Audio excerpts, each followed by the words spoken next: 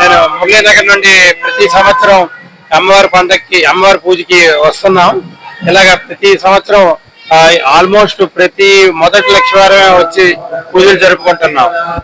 మాకు తల్లి కటాక్షం ఉంది, అనుగ్రహంతో ఇలాగ మేము ఎన్నో పూజలు చేసుకోవాలని కోరుకుంటున్నాం. సుజాత అండి, మాది విశాఖపట్నం.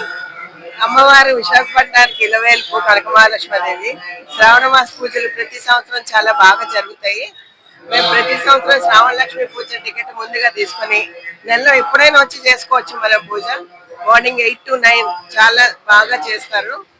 తల్లి కృప అందరికీ కలగాలని, శ్రావణ మాసం అందరూ ఈ పూజలు చేసుకుని తల్లి కరుణ పొందాలని కోరుకుంటున్నాను.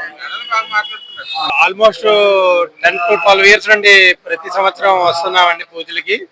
అంటే మేము ఇద్దరు దంపతులు కలిసి రావడం, లేకపోతే వాళ్ళ సిస్టర్తో రావడం, ఎవరితోనో ఖచ్చితంగా మేము వస్తున్నాం పూజలు. అంటే ఆ అమ్మ కటాక్షం వలన ఇంకా అన్ని మంచిగా జరుగుతున్నాయి. మాకు ఆ నమ్మకంతోనే ప్రతి సంవత్సరం రావడం జరుగుతుంది.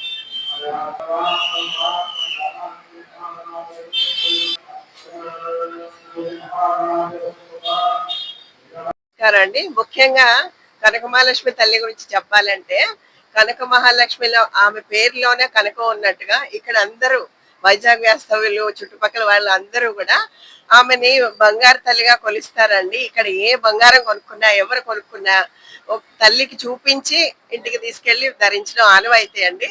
ఇంకా ఆమెను కోరుకుంటే మనం కోరుకున్నంత బంగారం ఇచ్చి మనల్ని అందరినీ దీవిస్తుందండి.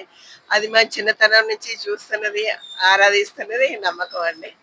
అంతే. ముఖ్యంగా మా ఫ్రెండ్ హైదరాబాద్ నుండి ఒకసారి వచ్చారు. వాళ్ళు తెలంగాణ వాళ్ళు. ఒకసారి అమ్మవారిని దర్శనం తీసుకొచ్చాను. దర్శనం అయిపోయిన తర్వాత ఆవిడ నాకు 100 తులాలు అయిపోతే మళ్ళీ వచ్చి దర్శనం చేసుకుంటానని చెప్పి మొక్కున్నారట.